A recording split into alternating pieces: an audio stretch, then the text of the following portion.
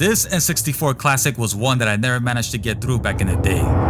Originally released in 1998, this remastered port of Turok 2's Seeds of Evil is exactly what I expected, faithfully sticking to its roots with some modern adjustments such as a smooth frame rate, updated layouts, and controls with current day sensibilities.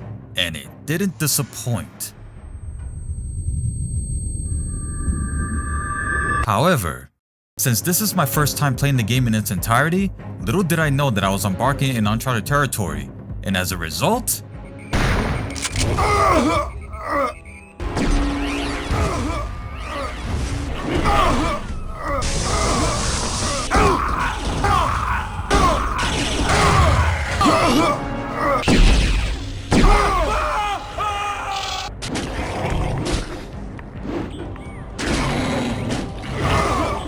What? yeah. Why? Because in order to get the platinum, you had to beat the campaign on a hardcore difficulty. And man, for a game that is riddled on its punishing archaic design, it was something. So with that in mind, here's the synopsis. Summoned as the new Turok, you play as Joshua Fireseed, who's been called upon by this female extraterrestrial named Adon to stop an ancient alien entity known as the Primogen. In an attempt to accompany him, she guides Turok by giving him insights on the locations and dangerous species that he must conquer in order to save the world. There are 6 levels, 5 of which you must protect these big objects known as the energy totens. If destroyed, the Primogen will be set free from his own light ship, causing a chain reaction and turn the fate of the universe into extinction. And that's where we begin our first level. The Port of Adia. As a kid, I never got far enough to complete it, and the more I played, it was easy to see why. Just barely 10 minutes into my playthrough, already this game was proving to be convoluted. Roaming around to reach your next destination is like hide and seek because you're constantly wondering whether or not you skipped an area that you were supposed to explore in. And that's just the first level. Your objective is to activate 3 distress beacons and rescue 4 children. At least here it doesn't feel too dense, but believe me, if you thought this design couldn't be more complicated moving forward, think again. To mitigate this from being more confusing than it actually looks, there are exclamation marks that indicate important spots or items to help you navigate through some of the game's cryptic sections. Whether it be blowing up a set to reveal hidden ammo or health packs, turning on a switch that could be mistaken as part of the decoration somehow, or attaining these keys to unlock the next level, it's definitely a welcome convenience to ease new players in. If you're a purist, however, and find this to be bothersome, you can always turn it off to play it like it's 1998 again. So after clearing my objectives and roaming around for the next 20 minutes or so, yes, I'm not kidding, I opened one of the warp portals that takes you into what's called an Oblivion Chamber, and nabbed my first trophy.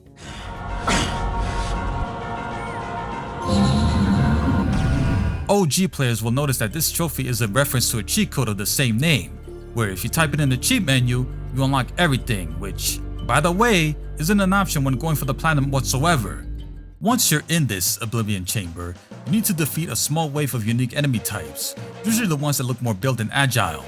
There's 1 Oblivion Chamber per level, which means you need to complete 6 of them so you can pick up all the new pieces and assemble it in order to get the Master of Destruction trophy. But that's for later.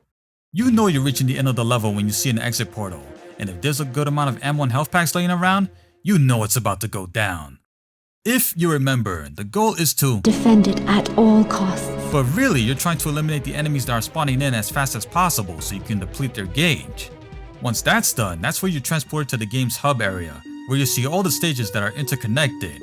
Those keys that you managed to get while going through the level, here's where you use them to open up the next level, which you also have to do for that level, and so on. Up next, Slaughter by the River of Souls.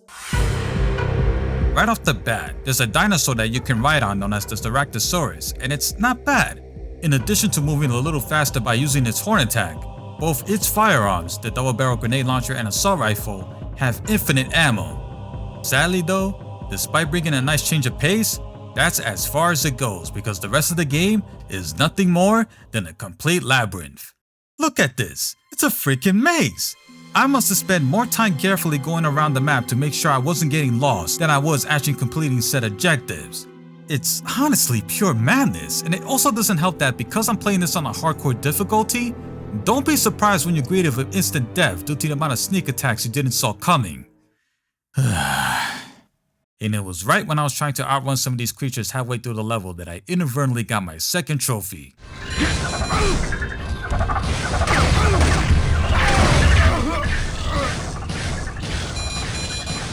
Basically, you get it by having two opposing enemies pitting against each other, which I somehow didn't notice, but hey, better than nothing. The worst enemy types that you will come across in this level, however, are these zombies. No matter how far away or how many times you try to dodge their spat attacks, they will always hit you unless you're hiding behind a piece of cover.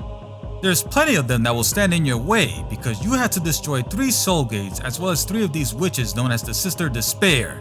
Not to mention, these zombies can respawn almost mere seconds after you kill one of them, on top of having to traverse to the diverging paths to even get to the objectives in the first place.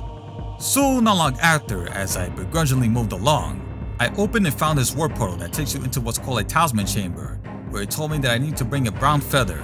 So, believing that the feather was in the vicinity, I roamed near one of those inclines, found the feather, and placed it at the spot.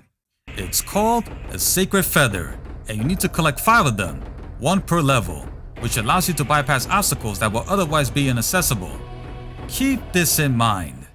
Prior to this though, I did find the second Oblivion Chamber so I can mow down yet another wave of enemies and collect the second nuke piece, saving me the stress. After destroying the last soul gate to complete the objective, I found the exit portal, leading me to defend the second energy totem. Again, you're pretty much just trying to decimate these creatures as quickly as possible before they can even destroy it. Like last time, you're transported back to the hub, use the keys that you have located, and open up the next level to now enter The Death Marshes. This time you're hunting down satchel charges to blow up 3 ammo facilities, and just like the first level, you're rescuing captives, except now they're soldiers instead of children. Honestly, this stage feels like it has more room to breathe, making navigation less cumbersome. In fact, thanks to its ample amount of open space, I was able to get around without much hassle and complete it much sooner compared to the last 2. Though I will say that dealing with these juggernauts and occasional swamp wasps were a pain in the ass. But man, even though it wasn't as bad as I imagined, little did I realize that the next one will become the pinnacle of crazy structure by cranking it up to 11. The Lair of the Blind Ones. This level is so infamous that it has the honor of being tied to a trophy completion. Despite having only 1 objective to complete, you have to endure dropping down through a series of underground tunnels, go through repetitive corridors that are agonizingly long, with some of the most intricate mazes that I've ever played in the first-person shooter. Plus, there are tight platformers that you have to contend with, look for hidden cave keys that are scattered, and what do you know? An underwater section with its own labyrinth. Remember when I said that you're constantly wondering whether or not you skipped an area that you were supposed to explore in? That's where the sacred feathers come into play. Throughout the game, there are checkpoint stations that have violet portals where you can replenish health and ammo, 1 time per station that is, and teleport to sections of previous levels, including the hub. Whether you like it or not, backtracking is a requirement because collecting these feathers that have their own talisman is 100% vital in completing the game, since you need to attain each Primogen key to access the final boss. This means that, unless you took thorough notes or remember every location by heart, you're gonna find yourself scouring the entire map just to locate that important artifact that you have visited from an earlier playthrough for who knows how many hours ago you might have spent. To make matters even worse, every time you teleport in and out of areas, enemies will respawn, but ammo don't. Which brings up yet another problem. Because of how very stingy the ammo capacity truly is, you don't always have enough when you're pouring tons of damage, forcing you to needlessly go back to particular sections where they do respawn. As a result, saving frequently is an absolute must, and I constantly find myself creating extra save slots in case if I place myself in a rough predicament. Once I made my return, I already done the following: steal 1 out of the 3 thermal vents, found the Oblivion Chamber to get the 4th nuke piece, attain the 4th talisman that allows me to walk on lava, and most importantly, locate all the keys so I can open up the 5th level. Also, this is where I found the Cerebral Boar, one of Turok's most memorable weapons that has garnered a reputation among gamers, and using this beast ended up earning me my next trophy soon enough. Because of how confusing this level had me aimlessly going about, inevitably, I failed the mission and said, you know what, screw it, I will come back to it later. Which brings me to the 5th level. Hive of the Mantids. And I think this one somehow rivals the last one. Right at the very start, You're attacked by turrets. Are you actually kidding me? How was anyone supposed to know that if this is their first time playing? You thought having to deal with those little spiders and constant navkits was annoying enough? Well, get ready for these mice that will kick it up a notch like it's nobody's business. As I was making my way through the level, that's when I began pulling out the cerebral board to my advantage, which only works against humanoid creatures. Ammunition was more present, so getting those 20 kills wasn't so bad, and before I knew it,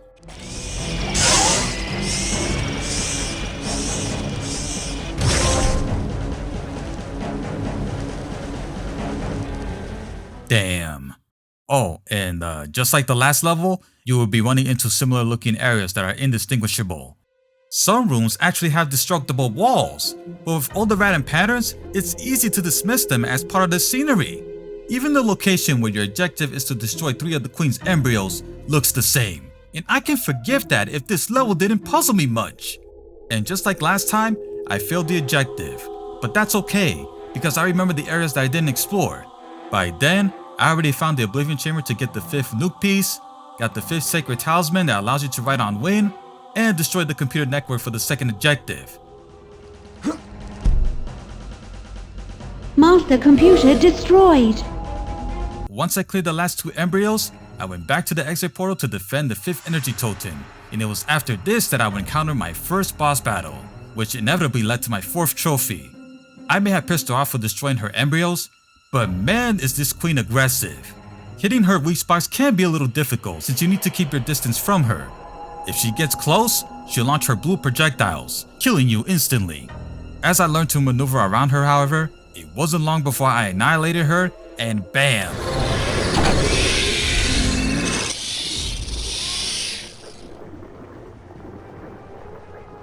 Holy crap, man. Like, what the...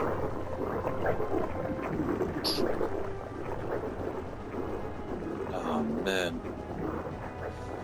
You one tough son of a gun.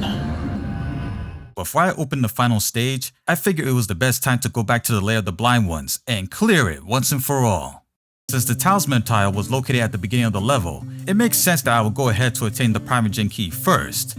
And once I did, I went back again to where the underwater labyrinth was. After looking at the map carefully, I realized that there was a diverging path that leads to another teleporter, and it's here where I found the 2nd thermal vent so I can seal it down to get it over with. The last one was something that I unfortunately had to look up a walkthrough because I thought I visited all the areas, and although I did, turns out that I missed this path because I mistook it as a dark wall. So after finally sealing that last thermal vent, I walked towards the exit portal from the beginning of the map and popped that trophy so I can say goodbye to this confusing mess of a world.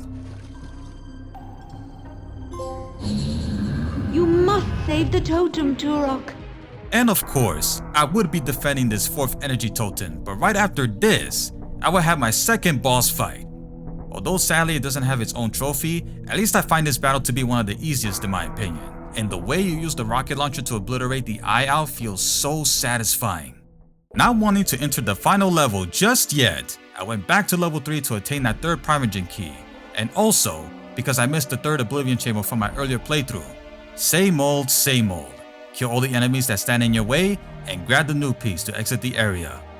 Lastly, the secret areas is another reason why you might find yourself needing to backtrack so you can get the Turok Treasure Hunter trophy.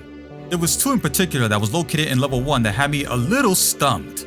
One is at the very beginning inside of a broken boat. I assumed there was a glitch due to an invisible barrier that was preventing me to go in, but no, I just needed to position myself correctly to pass through. The second one, on the other hand, requires you to take down these seagulls to open up a gate that's across from you. I had no idea that was the case because these birds look like they were part of the game's atmosphere. Then again, for those who remember it playing it back in the day, this may not come as a surprise. Now, with that out of the way, I can finally move on to the Primogen's lightship. Compared to levels 4 and 5, it definitely feels less discombobulated overall. In fact, I would say it's structured in a way that makes moving from point A to point B more linear, creating a trail that leads objective-specific items much easier to track down. Thankfully, this also means that you're not required to re-enter the life ship to attain its Primogen key, since the whole level is constructed around getting it. You need to find several of these ion capacitors to recalibrate 4 power generators and destroy 3 assembly plants that prevents the Primogen from recruiting a new army. The only annoying factor about this place is that you would be frequently running into these automatic turrets, forcing you to look at your corners at all costs. I'm telling you, it is so easy to be caught off guard when you think you know better. Being that this is the last level of the game, it's about time that my next few trophies conclude my remaining items. First, I found the Great Sacred Feather, which was located near the second assembly plant. Then of course, once I had it, I went back to where the Talisman Chamber is so I can convert it to acquire my final ability. And last but certainly not least, I entered the final Oblivion Chamber. As I imagined, this one went on for a little while than usual. There were more vials to interact with, aggressive enemies to kill, and honestly, it almost felt like its own separate level. Once I knew my way around and eliminated every foe, I found my last piece and assembled the nuke weapon. You have found part of the nuke weapon. Before I went to get the last Primogen key, I had to backtrack once again since I was missing 3 secret areas in level 3 that requires me to attain that last ability. Then I went back to level 5 because I realized I didn't have the 5th Primogen key because, what do you know, I needed that last ability. After placing the 5th key in the hub and remembering where the last key was, I headed over to the area to turn off that last switch. And once you return to the central map, not only will you have the final Primogen key, but also reach the last secret area simultaneously. Primogen key found.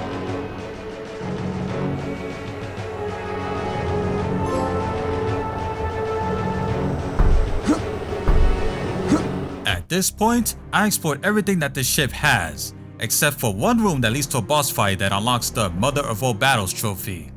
To me, I say this is probably one of the most obnoxious boss fights that I've ever encountered. Just like the previous ones, you're basically trying to maneuver around shooting them in their weak spots by constantly strafing so you won't die instantly. It's a little more frustrating here because she can use her breath to suck you up if you don't keep yourself at a reasonable distance. Once I start to learn her pattern and make sure that I had enough ammo, booyah!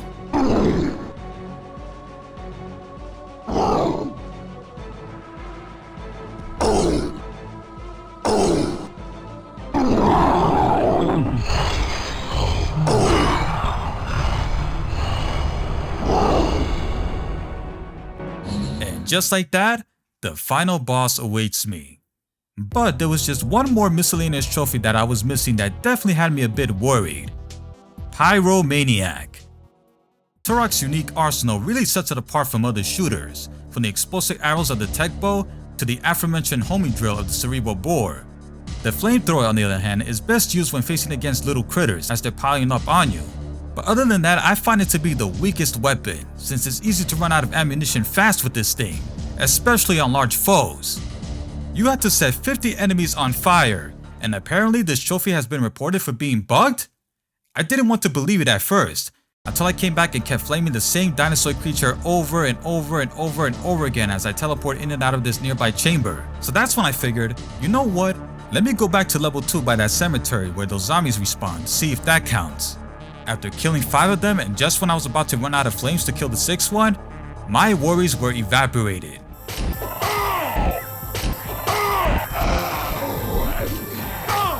And finally, the moment we all been waiting for, the Primogen himself.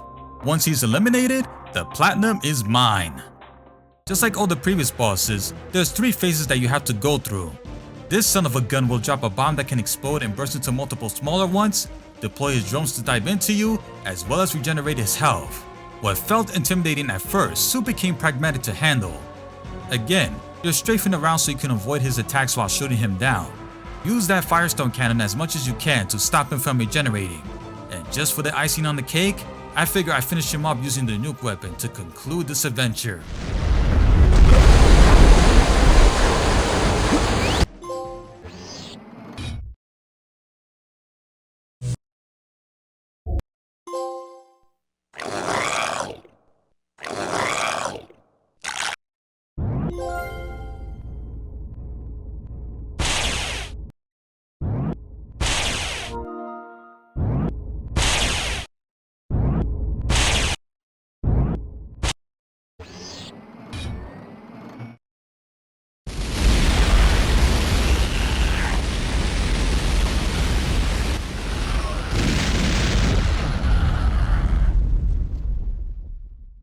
And with that, I can finally breathe with a sigh of relief.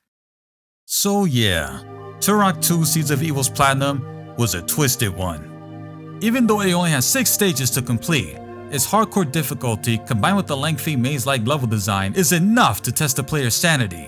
When you're constantly scavenging for ammo and start taking a methodical approach on how to traverse the environment unscathed in one life, suddenly you're playing a survival horror shooter, where its sadistic nature becomes increasingly apparent. Yet, at the same time however, it's also refreshing for not holding your hand. No matter how innocuous certain parts of the map may be, it definitely feels like an adventure that rewards exploration. And when you compare that to practically every modern shooter that's comprised with invisible walls to accommodate for a straight line, it's a subtle reminder why so many games have become unbelievably stale these days, at least in my opinion. That being said, even with those modern bells and whistles implemented, some of its challenging aspects are still there, maintaining that old school design that will certainly bring nostalgia, if you're willing to appreciate it as it is. For more Platinum content, stay tuned. Until then, may peace be with you. Thanks for watching.